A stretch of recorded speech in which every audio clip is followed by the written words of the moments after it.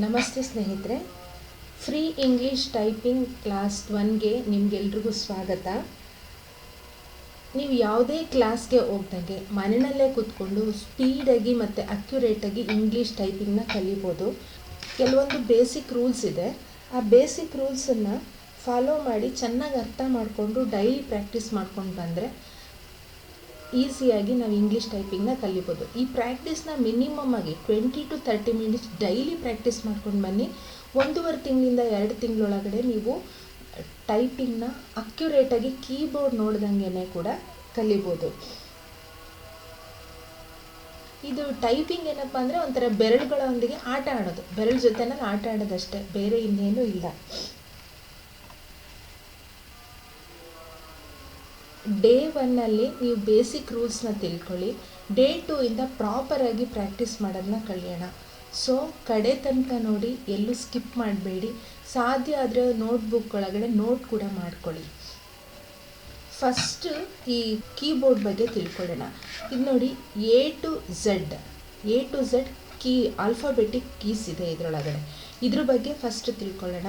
ಈ A to Z key, alphabet keys ಏನಿದೆ, ಇದನ್ನು 3 ರೋಸಲ್ಲಿ ಡಿವೈಡ್ ಮಾಡಿರ್ತಾರೆ ನೋಡಿ. ಇದು 1, 2, 3 ಈ ಥರ 3 ರೋನಲ್ಲಿ ಡಿವೈಡ್ ಮಾಡಿರ್ತಾರೆ. ಈ ಕ್ಯೂ ಇಂದ ಪಿ ತನಕ ಇದನ್ನು ಟಾಪ್ ರೋ ಅಂತ ಹೇಳ್ತೀವಿ.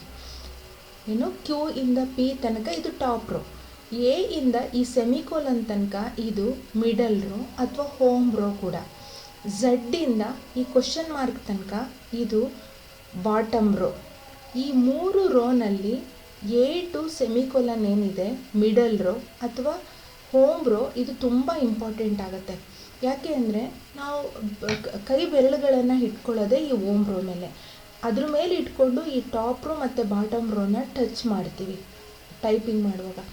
ಮತ್ತು ಟೈಪಿಂಗ್ ಮಾಡೋದಷ್ಟೇ ಅಲ್ಲ, ಈವನ್ ರೆಸ್ಟ್ ಮಾಡೋದು ಕೂಡ ನಮಗೆ ಇದೇ ರೋ ಮೇಲೆ, ಈ ಮಿಡಲ್ ರೋ ಮೇಲೆ. ಅದಕ್ಕೆ ಈ ಎ ಟು ಸೆಮಿಕೋಲನ್ ಏನಿದೆ, ಇದು ತುಂಬ ಇಂಪಾರ್ಟೆಂಟ್ ರೋ. ಇದು ಹೋಮ್ ರೋ ಕೂಡ. ಹೇಗೆ ನಾವು ಈ ಬೆರಳುಗಳನ್ನು ಈ ಹೋಮ್ ರೋಲ್ ಮೇಲೆ ಇಟ್ಕೊಳ್ಬೇಕು ಅಂತ ನೋಡಿ, ಇದು ಕಿರು ಬೆರಳು, ರಿಂಗು, ಮಧ್ಯದ ಬೆರಳು, ತೋರು ಬೆರಳು ಮತ್ತು ಹೆಬ್ಬೆರಳು. ಇದನ್ನು ಇಲ್ಲಿ ಇದೆ ನೋಡಿ, ಈ ಕಡೆ ಎಡಭಾಗದಿಂದ ತೋರಿಸ್ತೀನಿ.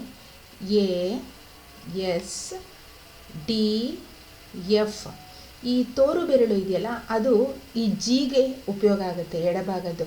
ಮತ್ತು ಈ ಬಲಭಾಗದಲ್ಲಿ ನೋಡಿ, ಸೆಮಿಕೋಲನ್, ಎಲ್, ಕೆ, ಜೆ.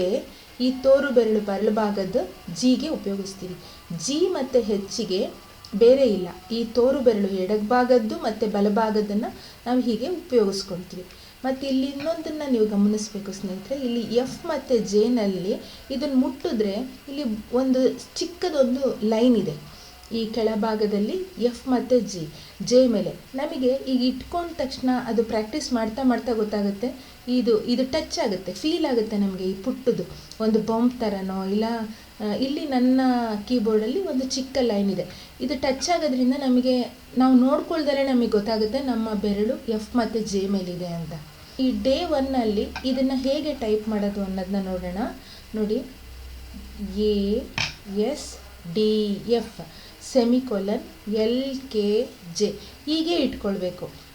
ಸ್ಟಾರ್ಟಿಂಗಲ್ಲಿ ಏನಾಗುತ್ತೆ ಅಂದರೆ ನಮಗೆ ಈ ಕಿರು ಬೆರಳು ಮತ್ತು ಈ ರಿಂಗ್ ಬೆರಳು ಇದೆಯಲ್ಲ, ಮಾಡ್ತಾ ಮಾಡ್ತಾ ನಮಗೆ ಸ್ವಲ್ಪ ಪೇಯ್ನ್ ಬರೋಕ್ಕೆ ಶುರುವಾಗುತ್ತೆ. ಒಂದು ಸ್ವಲ್ಪ ದಿವಸ, ಒಂದು 2-3 ದಿವಸ ಅಷ್ಟೇ. ನೀವು ಆಮೇಲೆ ಒಂದು 20-25 ನಿಮಿಷ ಡೈಲಿ ಪ್ರಾಕ್ಟೀಸ್ ಮಾಡ್ಕೊಂಡು ಬಂದರೆ ಅದರ ನೋವು ಕಮ್ಮಿ ಆಗೋಗುತ್ತೆ. ಆಮೇಲೆ ಮತ್ತೆ ಇನ್ನೊಂದೇನಾಗುತ್ತೆ ಮೇಯ್ನಾಗಿ ಅಂದರೆ, ನಾವು ಹೀಗೆ ಇಟ್ಕೊಂಡಿರ್ತೀವಲ್ಲ, ನಮಗೆ ಗೊತ್ತಿಲ್ಲದಂಗೆ ಈ ಬೆರಳುಗಳ ಪೊಸಿಷನ್ ಚೇಂಜ್ ಆಗೋಗುತ್ತೆ. ಮೇಲೆ ಬರೋದು, ಕೆಳಗಡೆ ಬರೋದು, ಈ ಥರ ಎಲ್ಲ ಆಗುತ್ತೆ. ಅದಕ್ಕೆ ಪ್ರಾಕ್ಟೀಸ್ ಮಾಡುವಾಗ ಸ್ವಲ್ಪ ಗಮನ ಯಾವಾಗಲೂ ಈ ಬೆರಳುಗಳು ಆ ಕೀಪ್ಯಾಡ್ ಮೇಲೆ ಇದೆಯಾ, ಆ ಕೀಪ್ಯಾಡ್ ಮೇಲೆ ಇದೆಯಾ ಅನ್ನೋದನ್ನ ನೋಡ್ಕೋಬೇಕಾಗತ್ತೆ. ಓಕೆ, ಈ ರೀತಿಯೇ ಇಟ್ಕೊಳ್ಬೇಕು. ನೋಡಿ, ಮೊದಲನೇ ದಿವಸ ಈ ಮೊದಲನೇ ಹೋಮ್ ರೋನ್ನ ಕಲಿಯೋಣ. A, S, D, F, semicolon, L, K, J, space, G, H, space. ಇನ್ನೊಮ್ಮೆ A, S, D, F, G, space, semicolon, L, K, J, H, space. ಇದು ಇನ್ನೊಂದು ಈ ಸ್ಪೇಸ್ ಬಾರ್ ಇದೆ ಅಲ್ಲ, ಈ ಸ್ಪೇಸ್ ಬಾರ್ಗೆ ನಾವು ಯಾವಾಗಲೂ ಈ 2 ಹೆಬ್ಬೆರಳುಗಳನ್ನು ಇದ್ರ ಮೇಲೆ ಇಟ್ಕೊಂಡು ನಾವು ರೆಸ್ಟ್ ಮಾಡ್ತಿರ್ತೀವಿ. ಯಾವ ಬೆರಳಿಂದ ನಾವು ಸ್ಪೇಸ್ ಬಾರ್ ಒತ್ತಬೇಕು ಅದೇನು ಯಾವುದೋ ರೂಲ್ಸ್ ಇಲ್ಲ. ಇದು ಬಲಭಾಗದಲ್ಲಾದರೂ ಆಗ್ಬೋದು, ಎಡಭಾಗದಲ್ಲಾಗ್ಬೋದು. ನಮಗೆ ಯಾವುದು ಕನ್ವೀನಿಯೆಂಟ್ ಅನಿಸುತ್ತೋ ಆ ಹೆಬ್ಬೆರಳಿಂದ ನಾವು ಸ್ಪೇಸ್ ಬಾರ್ನ ಒತ್ಬೋದು. ನೋಡಿ, ಇದೇ ರೀತಿ ಒಂದು 5-6 ಸತಿನಾದರೂ ನೀವು ಪ್ರಾಕ್ಟೀಸ್ ಮಾಡಿ. ASDF semicolon LKJGH space. ಮತ್ತೊಮ್ಮೆ ASDF ಸೆಮಿಕೋಲನ್ LKJGH ಸ್ಪೇಸ್.